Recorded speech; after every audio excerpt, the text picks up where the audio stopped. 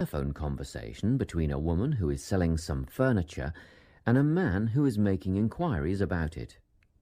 First, you have some time to look at questions 1 to 5.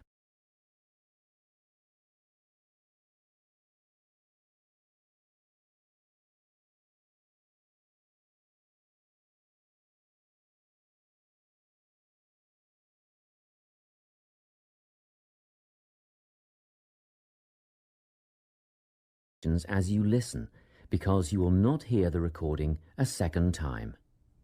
Listen carefully and answer questions 1 to 5. Hello, Carolyn speaking. Hello, my name is Lincoln Faraday, and I'm ringing to see if you still have the bedroom furniture that you advertised for sale. Yes, there are 3 items left. 2 bedside tables and a dressing table. Oh, good. They're just the items I'm after. Tell me, what's the construction of the bedside tables? I mean, what are they made of? Well, they're a matching pair and they're made of wood. But the wood has been painted. It's not brown anymore. It's been painted cream. I see. Each table has a shelf and 2 drawers. Oh, and the drawers have square brass handles. Quite modern and quite nice, really. And what about the dimensions? Well, each table is 50 centimetres wide. That's good. Much bigger than that, and they wouldn't fit beside my bed. I live in an apartment where the bedrooms are quite small. What I really need to know is how tall they are. You see, my bed's quite high. 65 centimetres high and 45 centimetres deep. Thanks. Just a couple more questions about the bedside tables. What condition are they in, and how much are they? They're in perfect condition. There isn't a mark on them. I had them painted professionally, you know, so the finish is much better than you'd normally expect. As for how much, I think £15 each would be fair, but I'll only sell them as a pair, so that's £30 all up. Before you hear the rest of the conversation, you have some time to look at questions 6 to 10.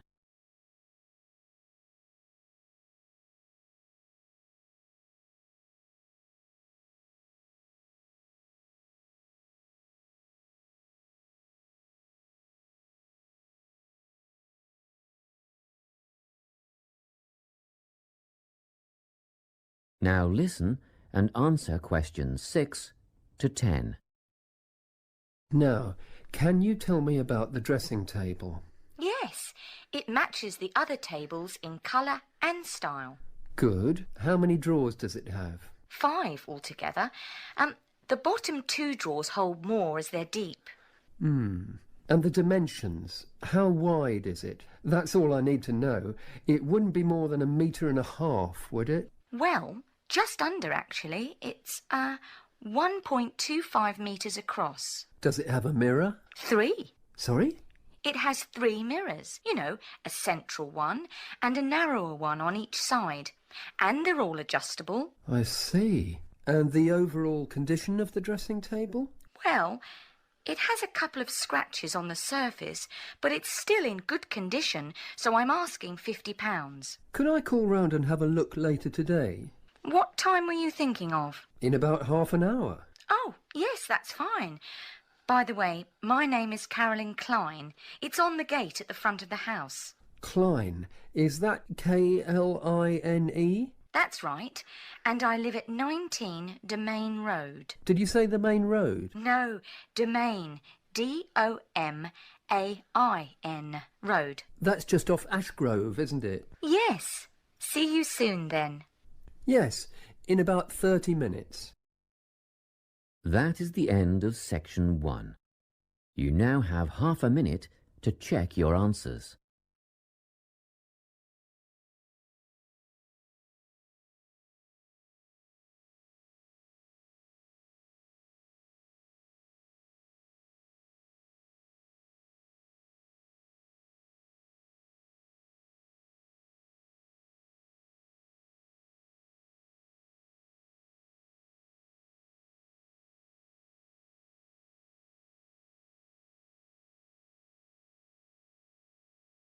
Now turn to section 2.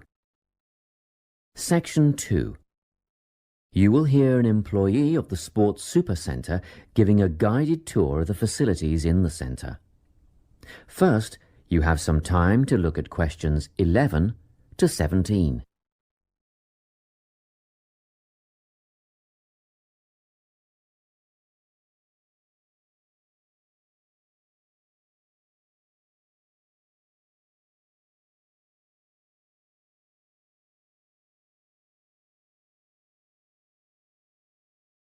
Listen carefully and answer questions 11 to 17.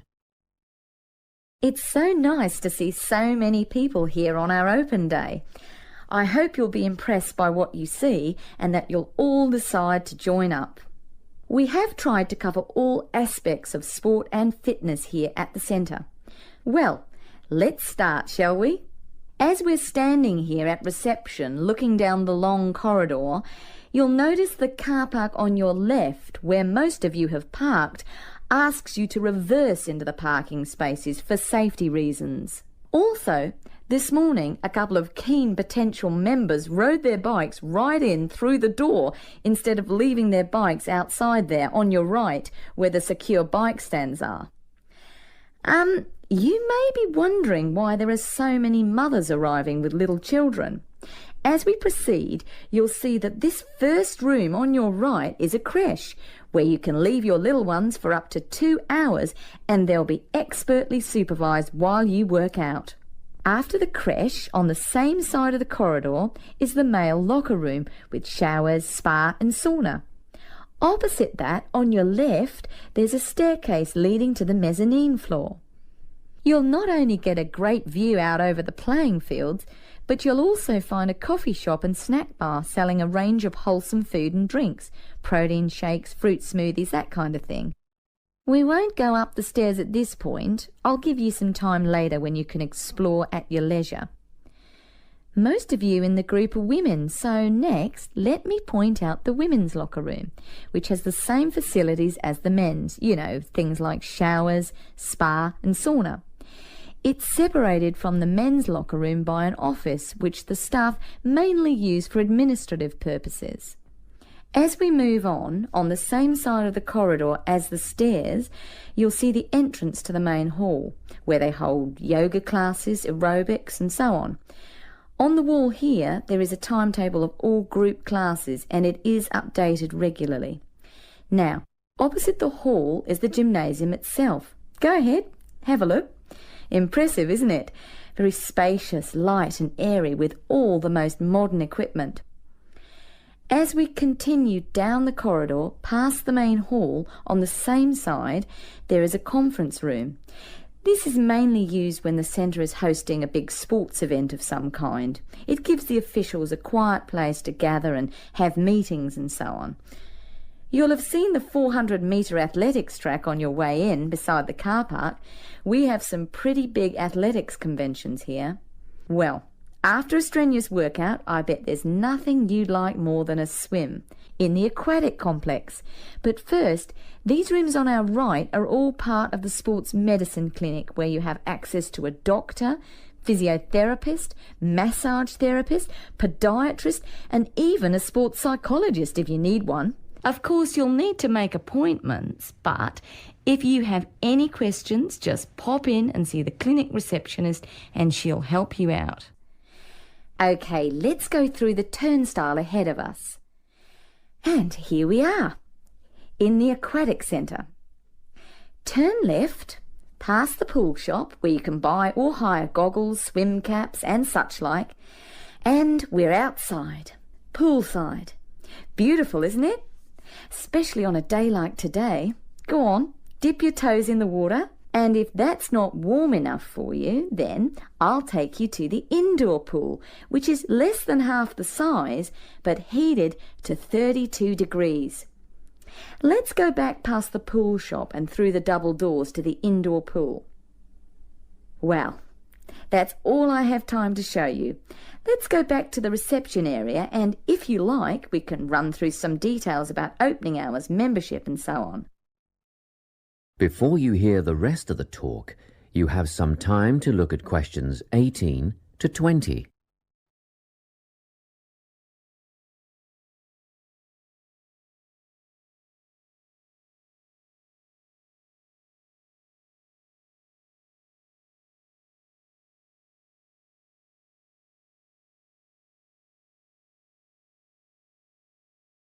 Now listen and answer questions 18 to 20. Now, in this brochure, you'll see the opening hours. The centre is open 7 days from 5 a.m. to 9 p.m. Monday to Friday, except for public holidays, which follows Sunday's timetable. On Saturdays, we open at the same time as weekdays and close a little earlier. So that's 5 a.m. to 7 p.m. on Saturdays, and on Sundays everyone gets a sleep in. You can come in between 7 a.m. and 5 p.m. Membership fees cover access to the gym, group classes and the pool. But if you want to join a swim squad to train with a coach, you should inquire at reception for prices and timetables. In the gym, personal training is available from one of our dedicated team of trainers, and reception will have more information on who is free when and what hourly rates apply. However, there is always a certificated instructor on hand in the gym at all times for advice and help. And once your membership is paid, you are entitled to a free health assessment, and you'll get a program designed to meet your own particular needs. You'll need to book a time for this with the gym instructor. Now, if you're a mum or dad, remember you can leave your children in the creche. They take babies from 6 weeks old. Bookings are essential though, and you'll have to check the website for times and pricing. Members are also entitled to tennis lessons on a Tuesday or Thursday from 9 till 10:30, but bookings are essential, so ring Natalie. Her number is here in the brochure to reserve a place. Well, I think that's it. Any questions? That is the end of section 2. You now turn to section 3. Section 3. You will hear a conversation between a research student, Jeremy, and his supervisor. They are talking about the process of having a research project published in a journal. First, you have some time to look at questions 21 to 25.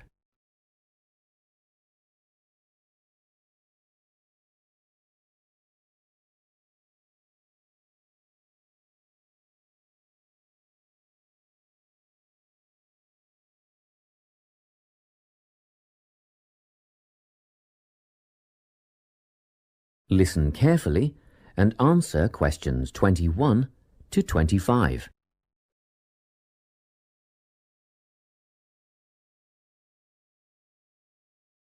So, you're nearly ready to submit your article to an academic journal, are you? Yes, I think so. I just wanted to go over all the things I need to do before I submit it.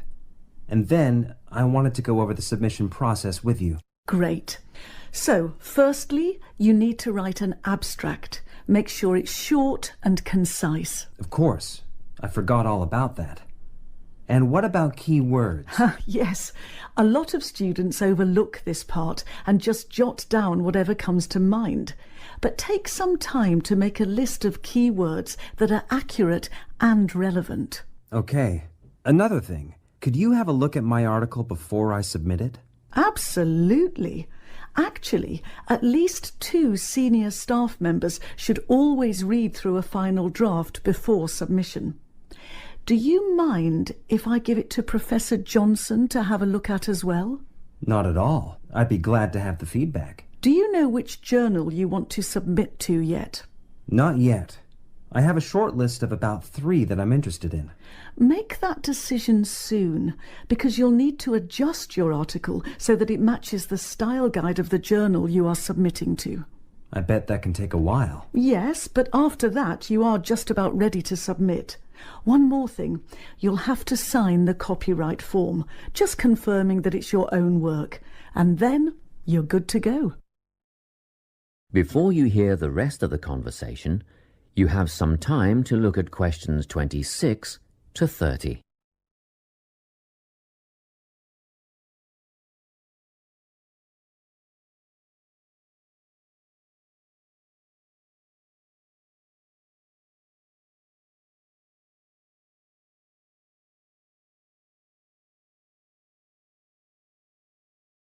Now listen and answer questions 26 to 30.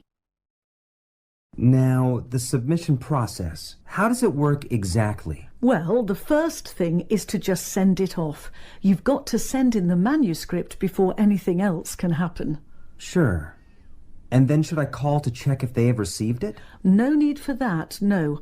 All you have to do is just log on to your email regularly, because you will get a submission confirmation once they have processed the manuscript. And that will have comments on what they thought of it? No comments yet. That email is just to let you know they have received it. The next stage is what is known as peer review. This is when experts in the field review your manuscript and decide whether to accept it. They'll never accept me. I'm only a master's student. Don't worry about that, Jeremy. It's all done through a double-blind method. That means that whoever reads your manuscript has no idea whether you are a grad student or a Nobel Prize laureate.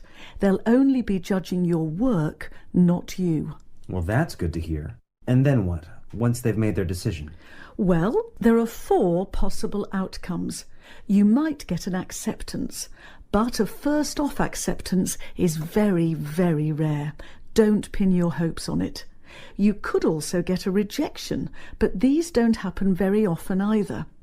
I don't think this will be a problem. What do you think I'll get? If you're very lucky, you'll get a conditional acceptance. This means that they've accepted the article and it will be published, but you need to tweak a few things first. A sentence here, a heading there, nothing major. That sounds good. But to be honest, you will probably end up with a revise and resubmit. This means they are definitely interested, but you will need to rework the paper before it's accepted. The necessary changes will be outlined by the reviewers. Okay. So I just fix the things that need changing and present it again? Yes, but include a cover letter that discusses the changes you have made. The same goes for a conditional acceptance, actually. It helps the reviewers see that you've taken their criticism seriously. That is the end of section 3. You now have half a minute to check your answers.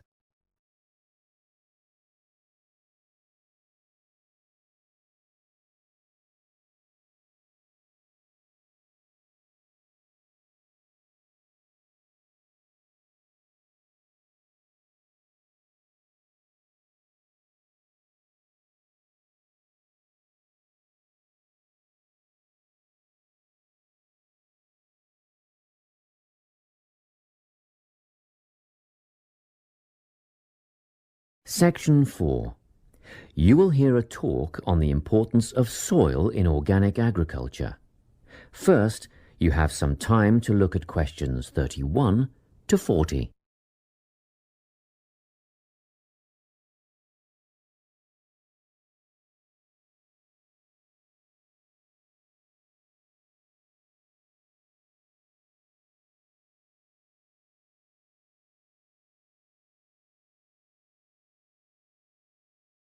Listen carefully and answer questions 31 to 40. Welcome to this talk on soil science and organic farming. Dirt, soil, earth, loam, mud or dust, it doesn't matter what you call it, is of primary importance in the production of food and other crops. Most people think of it just as a substrate or medium in which plants grow, but it's more than that. It's actually a living entity. Or it should be if it's healthy, and human health is affected by the health of the soil. Healthy, living soil is literally crawling with life. There are the obvious earthworms, which burrow in the soil and help to aerate and improve it, beetles and other hard-backed insects, and various invertebrates like centipedes. Then there are fungi and bacteria, also living forms. Healthy soil needs food, air, and water to help plants grow. And the more nutrients in plants, the more available for humans and livestock. It stands to reason, therefore, that plants grown in poor soil will have few nutrients to pass on to the consumer, whose well-being will be worse off over the long term. So, where do plants get their nourishment? Most of it comes from the soil. Some nutrients are made up of minerals from the earth, while others come from dead plant and animal matter, which is broken down over time by the living insects and other organisms in the soil. Plants depend on these little living creatures to convert minerals and other vital elements into a utilizable form that can be taken up by the plants. And it's a synergistic relationship. In turn, the plants assist those helpful organisms by releasing sugars and enzymes back into the soil. Before I go any further, let's take a look at the structure of soil. Now, if you look at the diagram, you will see that soil is made up of many different layers. Let's start at the bottom. This is the bedrock under all the other layers. The layer above that is called regolith. Here, the bedrock is slightly broken up, but plant roots don't penetrate this layer. Moving up the chart to the next layer, we come to the subsoil, which contains clay and mineral deposits. On top of that is the alluviation or leaching layer. This is quite light in colour and is mostly just sand and silt. As we get near the surface, we find the topsoil. You will hear a lot of talk about topsoil amongst farmers and other agriculturalists. It's the most important layer of all because it's where seeds germinate and roots grow. Now, at the top of the chart, you will see a comparatively thin layer. This is organic matter that is still in the process of decomposition. It mostly consists of leaf litter and humus. Just think of the surface of the forest floor, partly decayed leaves and twigs, that sort of thing. As you can imagine, good soil forms very slowly over time, but it can be lost very rapidly through erosion. And, in addition, soil quality can be affected by pollution due to anything from industrial waste to the artificial fertilizers used by conventional farmers, which have been shown to suppress the diverse life forms in the soil. This is why organic agriculture is the way of the future. Let's take a quick look at the conventional system, which is often based on monoculture, the production of a single large crop. It relies on chemicals for fertilizer and pest control. It is also becoming an increasingly common practice to use genetically engineered seeds. And more chemicals are used to control insects and fungi, which attack crops in storage and during transportation. Also, did you know that there is no requirement for conventional growers to maintain records of their production practices?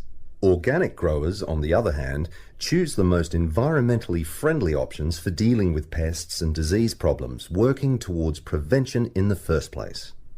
Some of the strategies they employ include alternating the crops grown in each field, as opposed to monocropping. Because different plants add different nutrients to the soil, by rotating crops, the soil is naturally replenished. This can do away with the need for pesticides, because the problem insects' life cycles are naturally interrupted. Surrounding crops with green waste can not only conserve moisture in the soil, but it can prevent weeds from springing up, and it also feeds the beneficial microorganisms. When it's ploughed under, it feeds the soil by building more organic matter. Organic farmers often release beneficial insects as predators, which precludes the need for artificial pesticides. Animal manure, combined with green waste materials, correctly composted to kill pathogens and weed seeds, fertilizes the soil in a way that encourages life rather than suppressing it. And, by the way, use of manure in organic farming is highly regulated. In fact, all agricultural inputs are evaluated for their long-term effects on the environment, regardless of whether they are synthetic or natural. To sum up, organic farming is the only sustainable way of feeding the people on this planet and keeping both the planet and the people in good health. That is the end of section 4. You now